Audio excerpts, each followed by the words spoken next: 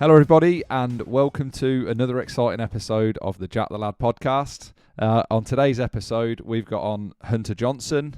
And Hunter, do you just want to tell me the reasons why you're on the podcast? Yeah, first of all, thank you for having me. It's pretty special to have someone reach out from, a different country and say, "Hey, you mind hopping on the podcast to share your adventures?" So pretty much, I just travel the United States. I've been to several different states far, and I hunt. I bow hunt. I don't hunting, which is pretty much with a backpack and all your belongings on your back and going after an animal. I prefer mountain states just because that's where most of the big game live. I have probably my biggest trip planned next year, which is in Alaska. So that's going to be the remote of the backcountry. But yeah, that's what I do. I'm a lineman for work. I don't really share much of that, but I do work as an electrical lineman. Have two kids, so I am a family man. I have a busy life. I nutrition, definitely not a vegan. I eat a lot of meat, and I try to stay fit as I can, just so I can keep doing this as long as I can do it. Yeah, good. I came across your archery video. Mm-hmm. It's when you're drawing. That's what I came across, and I said, let's have a little flick through. And I was with my daughter at the time, actually. And yeah, we saw it. And she was like, oh, that'd be really cool to have him on, Dad. And I was like, well, let's message him and Yeah, hopefully he'll come back to us. And he did. So, yeah, thank you very much yeah, for this. As I said before, thank you very much for coming on. I couldn't do this podcast without people like you coming on. And, yeah, like my listenership, I've no doubt will enjoy this one. Definitely my old man. He will love this one. And yeah, so I've had a vegan bodybuilder on before, and nice. he kept talking about how like he doesn't associate himself with the sort of shouty vegans. He's like, if I tell anyone I'm vegan, they're like, oh, of course you are. And then he's like, no, Right. I'm not. I'm not like that. I'm just letting you know that I'm vegan. It doesn't need to be a big issue. Yeah. But we sort of met in the middle. We just said like both of us, are eating completely opposite ends of the food spectrum, and he doesn't agree with obviously me eating as much meat as I do. But we both said that it's both ways are so much better than all the crap that people eat these days. I mean, I know Oh yeah. Correct. America's on its way up to 50% obesity now, isn't it? Yeah, it's bad. It's probably more than that in the U.S. Yeah, that just seems insane. And I read a stat somewhere, or it might have been on another podcast, that more people die from obesity in America than starve. Yes. That's insane. Oh yeah. It's not. I mean, you walk around in the U.S. and you're just like, I don't know what these people do. Uh, I don't It, know. I have a little more self pride, so I just, I kind of keep to myself and work. yeah, I'm the same. I caught myself slipping a little bit last year. I was 18 stone. I've spoke about it before on the podcast. I was 18 stone, and I set myself a goal to do a triathlon. So I said, well, either way, start line's going to be there on that day. So I've got to either work out or I don't. And yeah, I dropped 3 stone, and yeah, did my triathlon and completed it in just over 3 hours, which I was pretty happy with. I had a puncture on the bike as well, so that took me like Nice. 10 minutes to get fixed. So could have done it sub 3 hours, which would have been lovely. But yeah, the triathlon gods had it otherwise. So yeah. So at what age did you get into hunting then? Oh, I was three hunting rabbits with my grandfather. I shot my first deer at 4 with my dad. Wow. So it's been a long time. Okay. So how were you first introduced to a rifle then? Uh, it was first a little 22 is what it was. Yeah. I don't remember exactly how they taught me to shoot it, But I remember shooting at this rabbit probably 25 times before I hit it. Oh right. And What was the yeah, situation with the rabbit? As in the rabbit was just running around. no, it was so the rabbits. I don't know if y'all have rabbits there, but our rabbits here, they run in the brush and they think they're hid, so they won't move. And so if you have a gun, you can sit there and shoot them until you hit them because they Wow, won't run off. that's insane. Yeah, So they've got no flight mode, basically. unless they're in an open field or open terrain. Yeah, yeah. Christ, that's mental. Yep. So took Um, 25 shots to hit it. yeah, somewhere in there, I remember shooting at it quite a few times before I hit it, and that That's a was my couple. first kill was a rabbit. Yeah, that's a couple So of cartridges. right. You've had to reload it. My grandpa was doing all that. He was having a good time laughing as well. Oh, I only mentioned that because we went to a shooting range yesterday. Me and my old man, my brother, and my grands fella, and yeah, we went shooting. We had 2.2s and the 44s. So yeah, that was pretty good.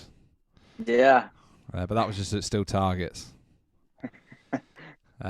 Yeah. So right. So you killed your first deer when you were 4, Yes. and at what age would you have been cutting that up, helping butcher it? I probably started helping my dad, like actually cutting up around 9 or 10. And how long did it learn to learn the technique? Well, my dad was a taxidermist, so he always had deer and animals like flowing in, and I finally got to where I was helping him skin out some like small game animals, tan the hides. So it didn't take long for me to learn the whole process of everything, skinning it out, even like around the face and everything. It doesn't do a lot. I've completely lost you, Hunter. Hello? Oh, you here now? I can hear you now. Yeah, yeah, Can yeah. you hear me? Sorry. Yeah, if you just repeat that last bit. Okay. Where'd you lose me at? From when you were 9, you were helping him do you knew how to skin. Oh, okay. Yeah, so my dad did taxidermy Yeah. and which was mount the animals. So he always had like a flow of animals coming in, and I got to where I was helping him skin them out and being real delicate around the face area. So it maybe a year or two, and then I had it down from being able to get an animal on the ground to fully processed. Wow. And what sort of when you're going out hunting as a 4-year-old when you're getting your first deer, where are you going to get that? So I remember when I was 4, it was at my grandpa's property. My dad went with me, of course, and we were sitting in like a tower rifle stand, and it was in the morning, and a doe had came out, and she was 200 yards. Uh, and yeah, I shot my first doe at 200 yards, and of course, my dad helped do all the rest. There's not much I can do at the age of 4, No, I bet he was proud though. but yeah, oh yeah, That 200 yards is no joke either. That's a decent distance, right. especially for a 4-year-old. Most adults, I don't think, could hit that. Do what now? I don't think most adults would be able to hit a doe at 400 Oh yards. yeah. Was it an instant Yeah, kill I shot? agree with that too. Was it an instant kill? It was a yes, she dropped. It's good shooting, that is. It's very good shooting. Yeah. Are you shooting with a scope, are you, And at then I 4? got into yes, I've always done a scope. I've never been much of an open sight person. And then I got into archery hunting at age 11. Well, actually 10, and I shot my first deer at age 11. And I kind of took over. on archery more than rifle. I still rifle hunted a bit, and then I would say I haven't picked up a rifle in 7 years. It's been strictly archery. Okay. Why So is that? I fell in love with archery hunting. It's the challenge for me. The challenge and the rush. There's something about getting a little bit closer to animals and like calling animals too. So you call them to you and I don't know, and shooting them with a bow and arrow, and then the prep it takes to get good with a bow and arrow, Mm. and like having like, because I do my own bow work and arrow setups and everything. So building my own arrows, just getting really in tune with my weapon. Yeah. It's just all made me fall in love with it more. Yeah. When you're bow hunting, how close do you have to be for you to shoot it, and how long has it took you to get to that? So this is a touchy subject to a lot of people because people's versions of ethics are different. Like Okay. what's ethical? Well, 30 yards may be ethical to somebody, and somebody that picks up their bow a week before deer season thinks that 30 yards isn't ethical and it should be inside 30 yards. Now me, I shoot year round. I go out of state to shoot like it's not competitions, but it's like a good like it's called Total Archery Challenge. Um, my furthest bow kill is 110 yards on a mule deer.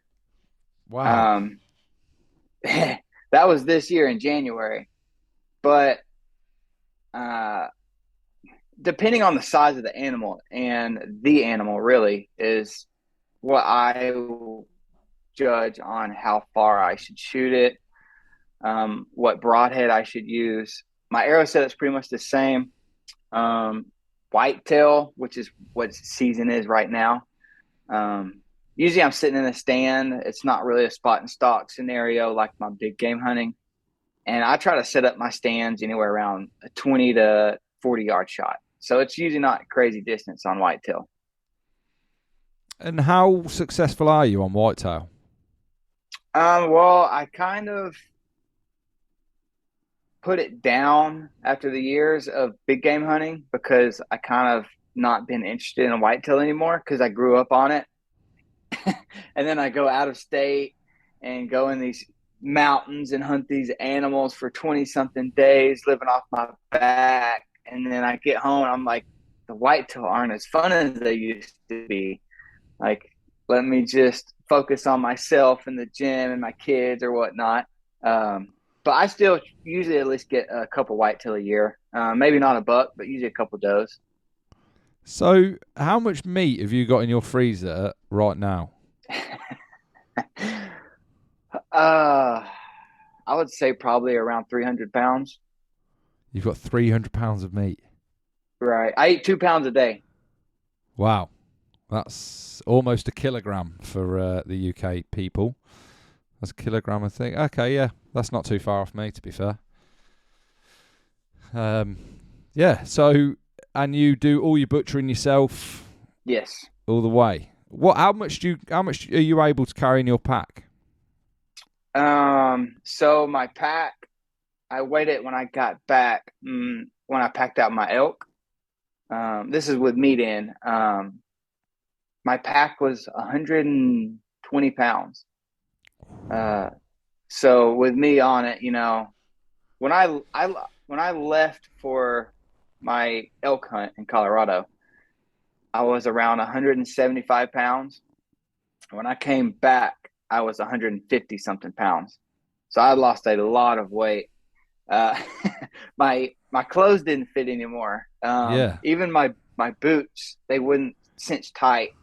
My pack wouldn't cinch tight around my waist. I lost so much weight. I was there for 23 days, trying to kill an elk. That's insane. Right.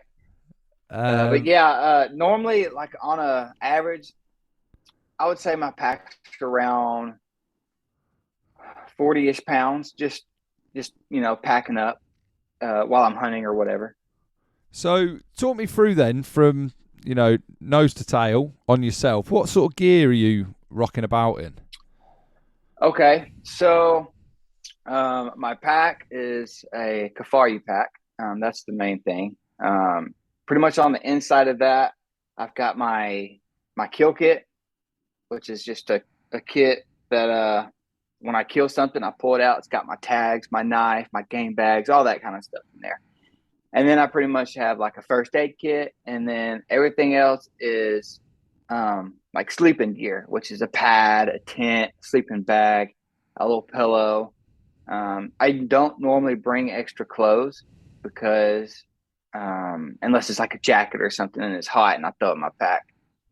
I kind of have a layering system that works with me, and I don't take my clothes off at night when I sleep. Even if I'm wet, my sleeping bag will dry it out from the inside out.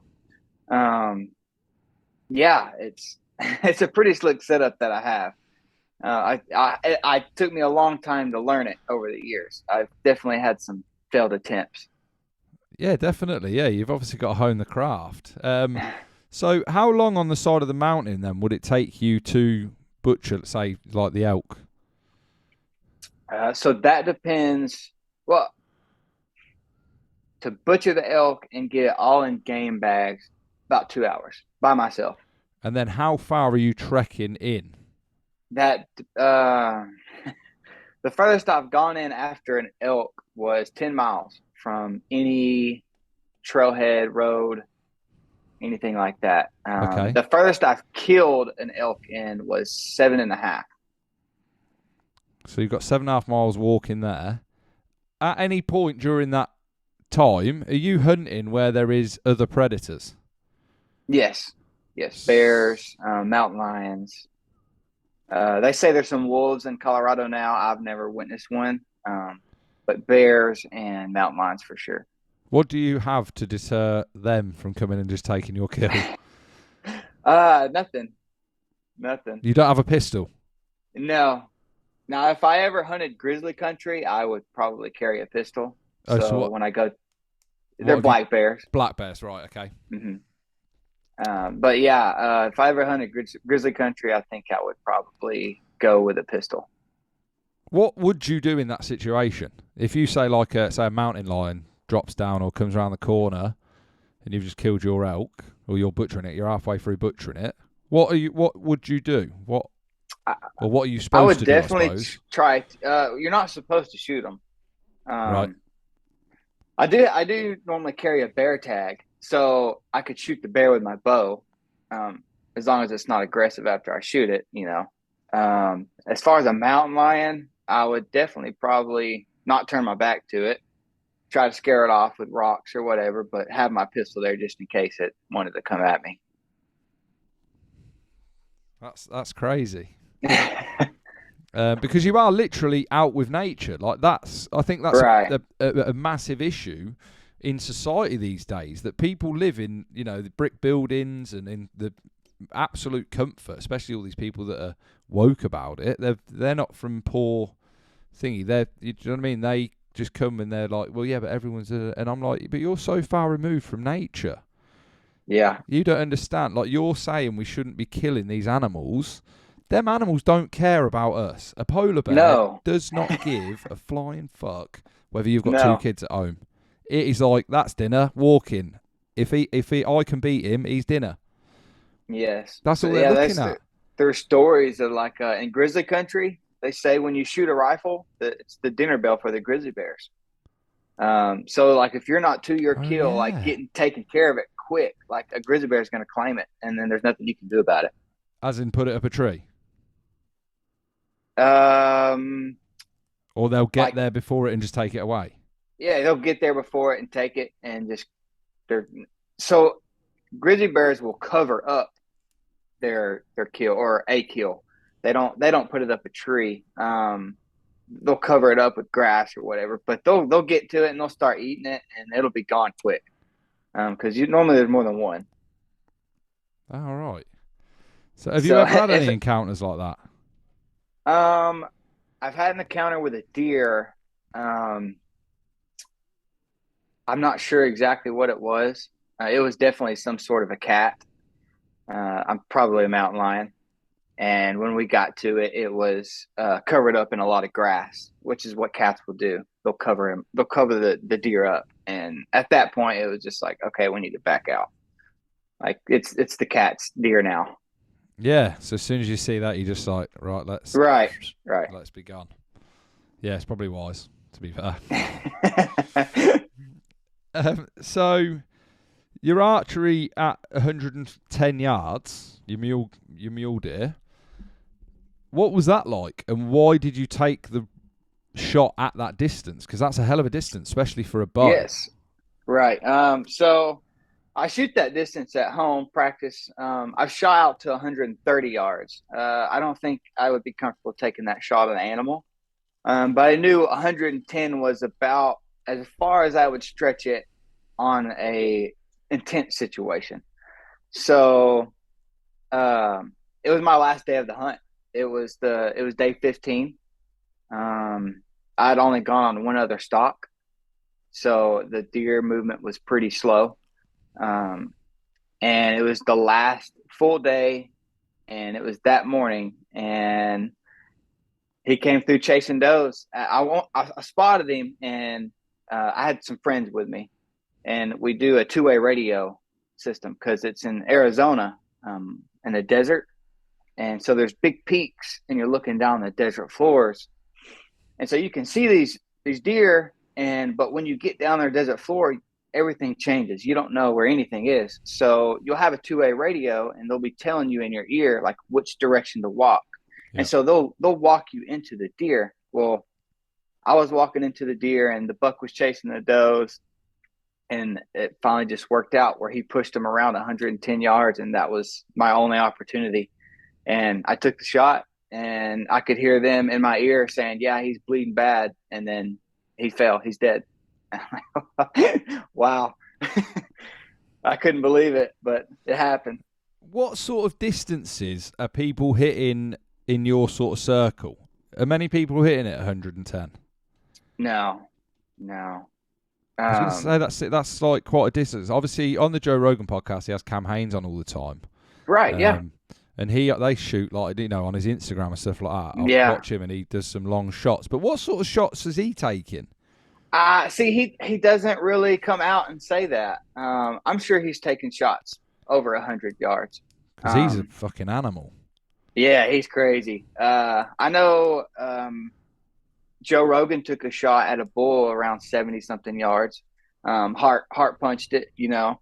I'm sure everybody's like at the real top levels. They've taken long shots, and they'll say they've taken long shots, but they won't give people exact yardages because, like I said earlier, some people's vision of ethics are different, and they'll bash you for that.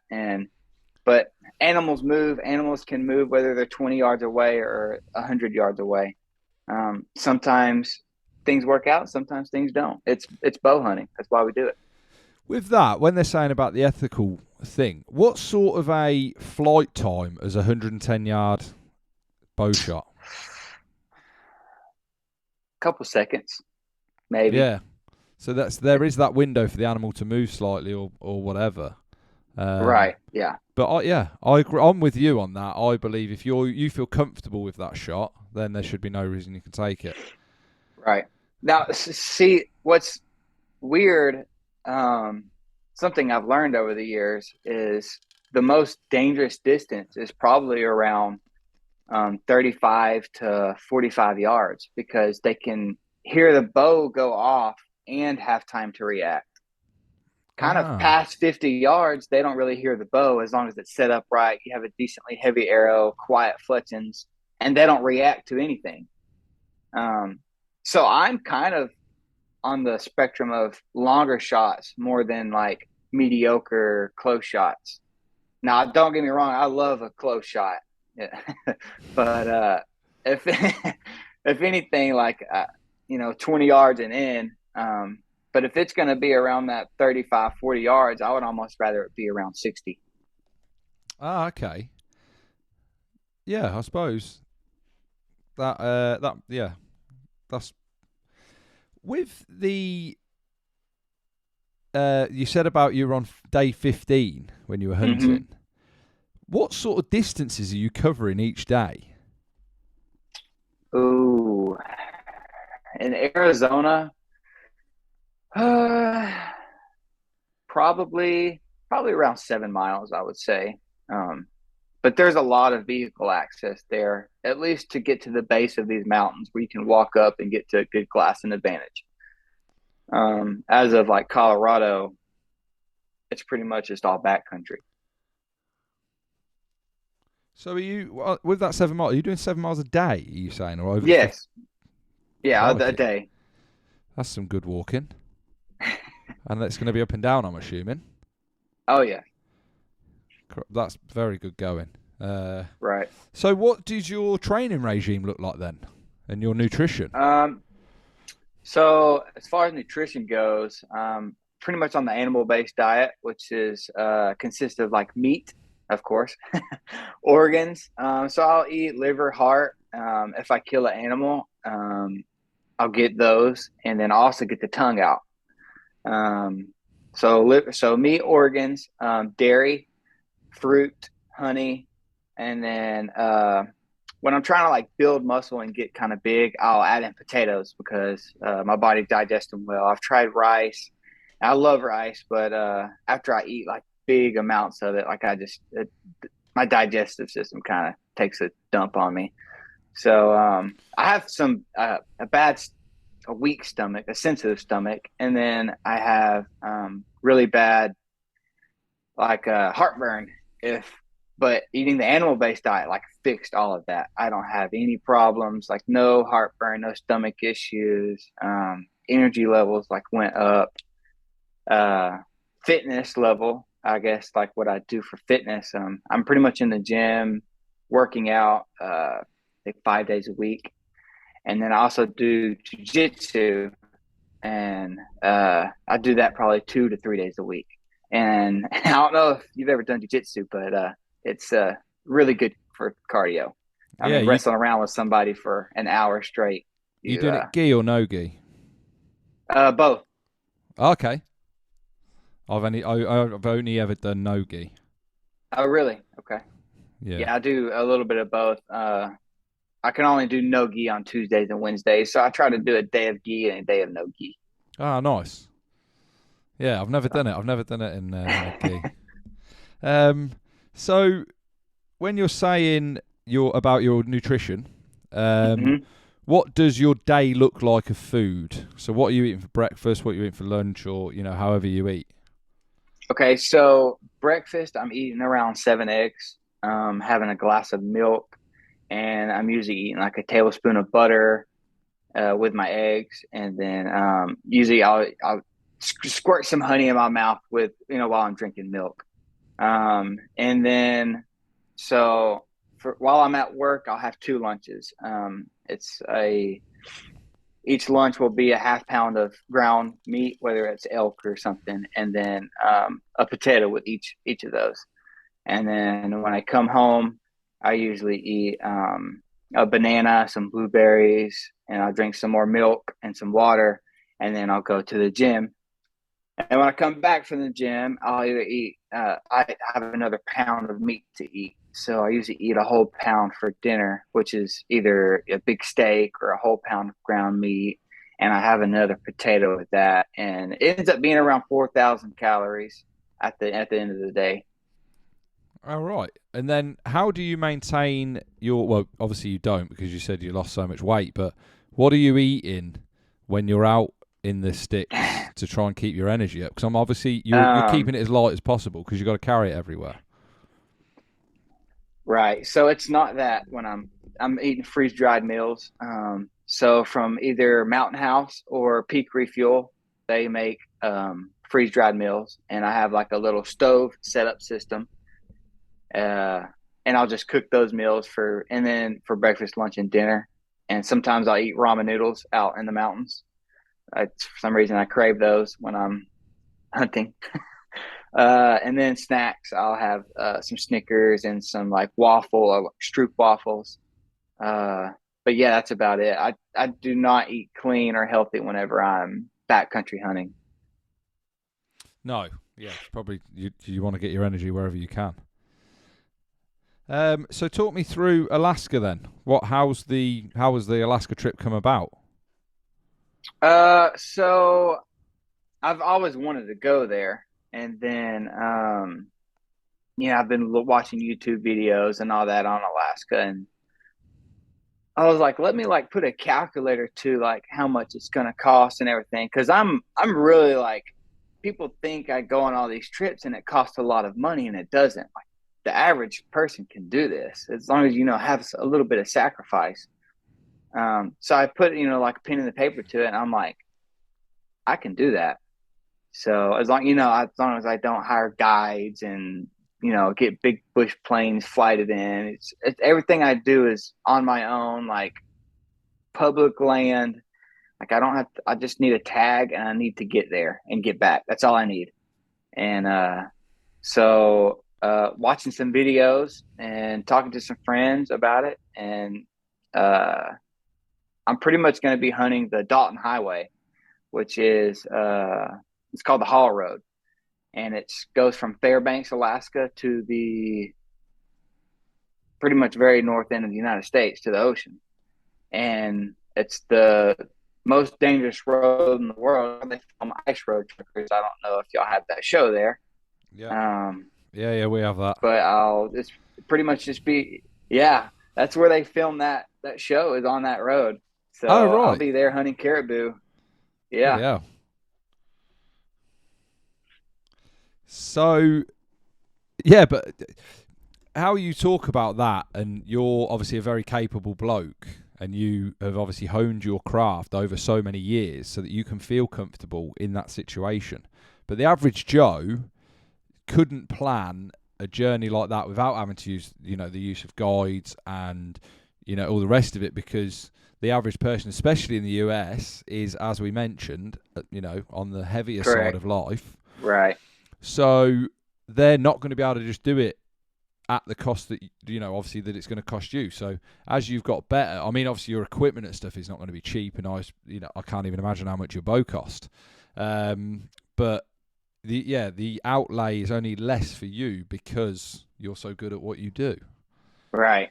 So that's, I mean, what's the missus think about all this?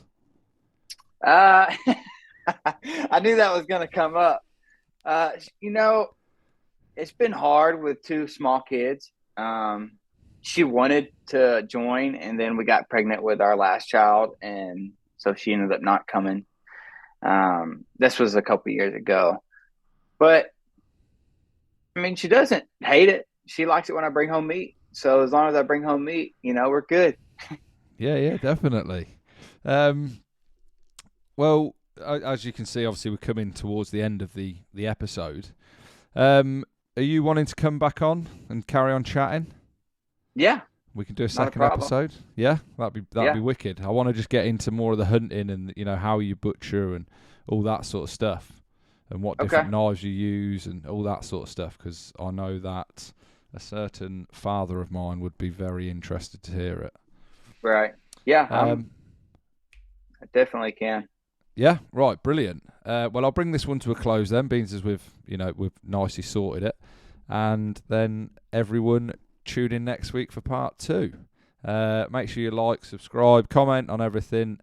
Get on over to Hunter's page. What's your tag on Facebook or Instagram and all the rest of it? It's going to be on Instagram. Let me check real quick. It's going to be Hunter Garrett 95. So the Garrett has 2 R's and 2 T's in it. So Hunter Garrett 95. Hunter Garrett. Well, there it is, ladies and gentlemen. That is the end of part 1. And we'll see you next week for part 2. Catch you later.